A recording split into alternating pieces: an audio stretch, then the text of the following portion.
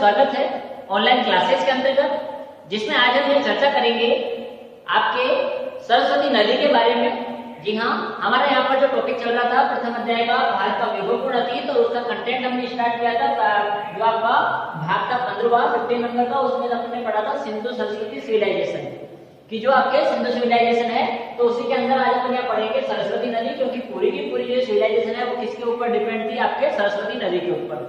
तो इसी सरस्वती नदी के बारे में आज हम पढ़ेंगे कि सरस्वती नदी, इसका उद्गम कहाँ से होता है, कहाँ इसकी यानी एक तरह से चर्चा की गई है, कहाँ से इसका नाम अपने को मालूम होता है, इसका जो यानी एक तरह से विकास क्षेत्र था वो कहाँ तक था, कहाँ ये बहती थी, वो सभी बातों की जानकारी है वो हम यहाँ पर देखेंगे। तो देखिए अपन सबसे पहले सरस्वती एक पौराणिक नदी जिसकी चर्चा वेदों में भी है। सरस्वती नदी एक कैसी नदी है? पौराणिक नदी है, काफी प्राचीन नदी है, और इस नदी की जो यानी कि एक तरह से रचना है या एक तरह से इसकी जो चर्चा है, इसकी जो चर्चा की गई है वो कहाँ की गई है? वेदों के अंदर। वेदों के बारे में कहा जाता है कि वेदों का निर्माण जो है किया गया है वो सरस्वती नदी के तट पर ही बैठ के किया गया है। तो आपको पता है वेद कितने पुराने हैं, तो जब वेदों की रचना ही वहां की गई है तो सरस्वती नदी तो वाकई में बहुत पुरानी आपके होगी। नेक्स्ट हम यहाँ चर्चा करेंगे सरस्वती नदी व उसकी सहायक नदियों का प्रवाह क्षेत्र सिंधु व गंगा के बीच का क्षेत्र था। कि जो आपके सरस्वती नदी व उसकी जो सहायक नदियां थी, सरस्वती नदी और उसकी कौन सी नदी? सहायक नदियां, जिन नदियों से उसमें पानी आता था उनका जो प्रवाह क्षेत्र था वो कहां पर? सिंधु व गंगा क्षेत्र के बीच में था। कि सिंधु नदी और जो गंगा नदी है उसके बीच के अंदर यानी एक तरह से क्या था? प्रवाह क्षेत्र, उसके बीच में सरस्वती नदी आपके बहती थी। वही वैदिक काल में सरस्वती नदी लोगों के जीवन का आधार है। सरस्वती नदी है जो यानी एक तरह से वैदिक काल के अंदर, जो आपका वैदिक काल है काफी प्राचीन, उसके अंतर्गत यानी कि लोगों के जीवन का जो आधार थी वो क्या थी? आपकी सरस्वती नदी थी। कह सकते हैं अपन कि पूरे की पूरा जो वैदिक काल है वो किसके ऊपर आधारित था? सरस्वती नदी के ऊपर आधारित था, उसके ऊपर डिपेंड था, उसी से यानी एक तरह से उनकी व्यवस्था, आर्थिक व्यवस्था यहाँ पर चलती थी। वैदिक जो साहित्य है यानी कि जो आपका वैदिक लिटरेचर है, उसी लिटरेचर के अंदर सरस्वती नदी है, इसी को कुछ नाम दिया गया है, इसको कहा जाता था नदी व अमृत। तो आपसे अगर इसके सरस्वती नदी के वैदिक साहित्य के अंदर इसके नाम पूछ लें, वैदिक साहित्य में सरस्वती नदी को किस नाम से जाना जाता था? तो वो जाना जाता था आपके नदी में व अमृत के नाम से। अब अगर हम बात करें यानी इसकी जानकारी हमें कैसे मिलती है कि यानी कि हमने तो देखा नहीं था सरस्वती नदी को, हम कैसे पढ़े सरस्वती नदी को, हम कैसे माने कि हाँ भाई सरस्वती नदी थी, सरस्वती नदी थी या नहीं थी? तो उसके बारे में उपग्रह से प्राप्त जल प्रवाह के चिन्हों से।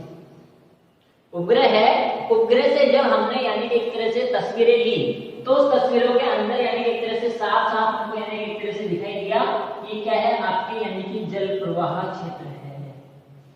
कि जब भी कोई नदी होती है, नदी में पानी भी नहीं आता, अगर नदी सूखी भी होती है, कोई नहर आपकी सूखी भी होती है, तो वो खाली जो जगह होती है उसको देखकर एक बार अंदाजा लगा लेते हैं, उसको देख के अपन पता लगा सकते हैं, या उसको देखते ही हमें ये पता लग जाता है कि क्या है? कोई नदी है। एक आम रास्ता होता है और जब अपन किसी स्थान से गुजरते हैं, भले उसके अंदर पानी हो या नहीं हो, लेकिन अगर वहां पर अगर किसी प्रकार का अगर अपन को प्रवाह क्षेत्र देखने को मिलेगा तो हम क्या समझेंगे? ये नदी है। तो उसी प्रकार से आपके उपग्रह से प्राप्त यानी कि सैटेलाइट के माध्यम से हमने यहाँ पर कुछ पिक्चर्स लिए, उन्हीं पिक्चर्स के आधार पर यानी एक तरह से हमने यानी एक तरह से ये प्रवाह क्षेत्र हमको देखने को मिलता है। इस प्रवाह क्षेत्र के ऊपर ही हमने क्या किया? इसके अंदर ड्रिलिंग की है। जो प्रवाह क्षेत्र है उस प्रवाह क्षेत्र के अंदर हमने क्या किया? यहाँ पर इसके अंदर ड्रिलिंग मशीन यानी कि जो ड्रिल मशीन आती है ना, क्षेत्र मशीन, तो उनसे हमने क्या किया? इसके अंदर ड्रिलिंग की। और ये ड्रिलिंग एक स्थान पर नहीं, काफी अलग अलग स्थानों के ऊपर अपन ने ड्रिलिंग की है। और ड्रिलिंग करने के बाद के अंदर जब अपन देखेंगे यहाँ पर इस सहायता से भूगर्भ से निकाले गए संभावित जल के अध्ययन से, यानी कि एक ड्रिलिंग हमने यहाँ की, यहाँ से ये पानी है, इस पानी को हमने क्या किया? यहाँ से बाहर निकाला। फिर यहाँ पर हमने ड्रिलिंग की, यहाँ से क्या किया? इस पानी को हमने यहाँ से बाहर निकाला। यहाँ पर ड्रिलिंग की, यहाँ से क्या किया? हमने इस पानी को है जो बाहर निकाला। जब इस पानी को यहाँ से बाहर निकाला अलग अलग स्थानों से, और उसके बाद में पूरा ऐतिहासिक या वैज्ञानिक अध्ययन से सिद्ध हो गया कि प्राचीन समय में नदी में यानी कि यहाँ पर सरस्वती नदी का अस्तित्व था। अब आप बोलोगे सर ड्रिलिंग से कैसे पता लगा हमको कि वहाँ पर सरस्वती नदी थी? तो हमेशा ध्यान रखना कि जब हम किसी एक क्षेत्र में यहाँ पर अपन कोई भी यानी कि एक तरह से अपना ड्रिलिंग करते हैं यानी कि हेडपंप लगाते हैं, किसी प्रकार का अपन कुआं खोदते हैं, यहाँ पर जब पानी निकलेगा तो उसका फ्लेवर मतलब उसका टेस्ट होगा वो अलग होगा, लेकिन उसका जो टेस्ट है वो अगर थोड़ी दूर में यानी कि 100 मीटर की दूरी पे या पास में अगर अपन दूसरी जगह अगर कुआं खोदते हैं या दूसरा अपन पाइप यानी कि एक तरह से नल डालते हैं वहां पर, तो वहां का जो पानी होगा उसका टेस्ट अलग होगा। लेकिन यहाँ पर एक स्थान पे यहाँ पे फिर 10 किलोमीटर आगे, फिर 20 किलोमीटर आगे, फिर 100 किलोमीटर, फिर 500 किलोमीटर, ऐसी अलग अलग दूरी के अंदर की जब ड्रिलिंग की गई, तो ड्रिलिंग करने के बाद में जब नीचे की यानी कि एक तरह से अपने भूगर्भ से यानी कि अपने क्या किए कुछ तत्व निकाले एवं जल को निकाला, तो उनके माध्यम से पता लगा कि वो जल और तत्व क्या थे, एक समान थे। जब वो जल और तत्व एक समान थे तो उस समय यह अंदाजा लगता है कि हाँ इस समय भी यानी कि भूगर्भ में जो जल बहता है वो सरस्वती नदी ही बहती है। क्योंकि नदी बह रही है तो पानी की क्या होगा, एक ही पानी होगा, उसका एक ही टेस्ट होगा, उसके अंदर जो भी आपके कैल्शियम जो भी उसके अंदर यानी कि किसी प्रकार के आपके जो तत्व होंगे वो सब कैसे हैं, समान है। क्यों है समान, क्योंकि पूरा का पूरा पानी आपका एक ही है।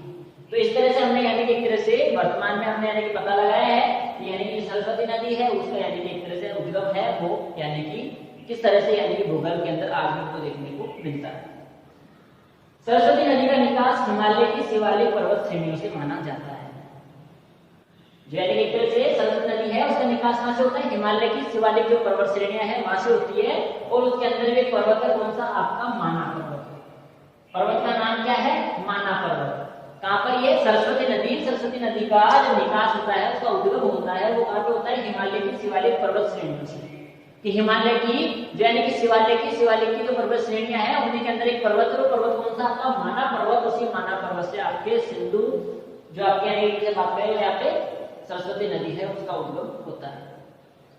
वही वो आपके आदि बद्री से समतल में उतरती थी और इसके बाद में वह कहां देती है, तो देखेंगे अपन इसका विस्तार क्या है। इसके बाद में कुरुक्षेत्र, सिरसा, झांसी, अग्रहारा, हनुमानगढ़, कालीबंगा में होती हुई अनूपगढ़ व सूरतगढ़ तक बहती थी।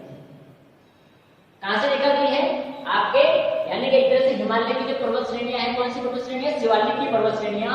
और शिवालिक की जो पर्वत श्रेणियां हैं उसके अंदर एक पर्वत है, वो पर्वत कौन सा है आपका माना पर्वत। उसी माना पर्वत से आपके यानी एक तरह से ये निकलती है। उसी के साथ साथ ये यहाँ से निकलने के बाद में आगे बद्री से कहां तक पहुंच जाएगी, समतल में उतरेगी। और समतल में उतरने के बाद यानी पहाड़ों से बहती हुई आ गई, अब समतल पे जमीन पे दे रही है। उसके बाद में ये कुरुक्षेत्र, सिरसा, झांसी, अग्रहारा, हनुमानगढ़, कालीबंगा में होती हुई अनूपगढ़ व सूरतगढ़ तक बहती थी। अनेक भागों पे जाकर के समुद्र में मिलती, यानी कि अलग अलग हिस्सों में अलग अलग क्षेत्र से जाकर के कहां मिल जाएगी, लास्ट में समुद्र में मिलती थी।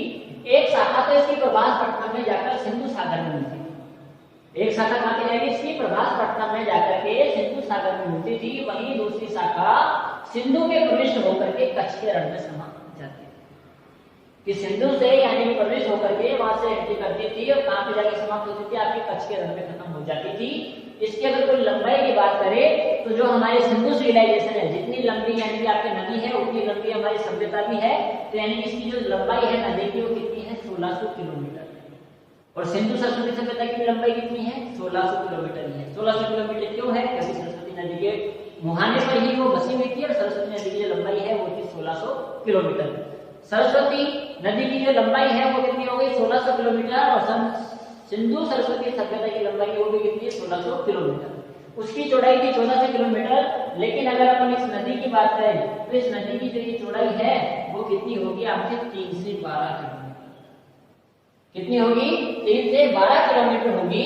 और उसी के साथ साथ अपन देखेंगे प्रसिद्ध पुराविद डॉक्टर वी.एस. वाकणकर, इसका नाम अच्छी तरह आपको याद होना चाहिए, डॉक्टर वी.एस. वाकणकर। तो यहाँ पर जो प्रसिद्ध पुराविद है डॉक्टर वी.एस. वाकणकर ने सरस्वती के प्रभाव मार्ग को जानने के लिए अपने दल के साथ में अभियान चलाया था और 4000 किलोमीटर की इन्होंने यात्रा की।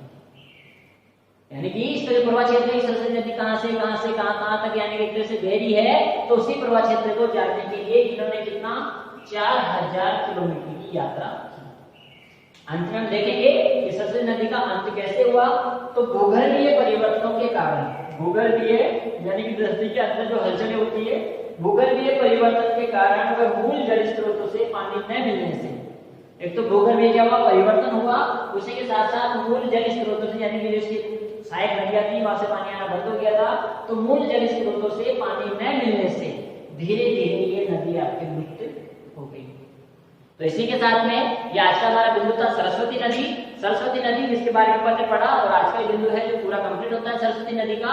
नेक्स्ट हमारी मुलाकात होगी भाग 17 के अंदर, जिसके अंतर्गत हम पढ़ेंगे सिंधु सरस्वती सभ्यता के प्रमुख स्थल एवं इसकी स्थापत्य कला, वो अपन आगे देखेंगे। तो नेक्स्ट हमारी जो क्लास होगी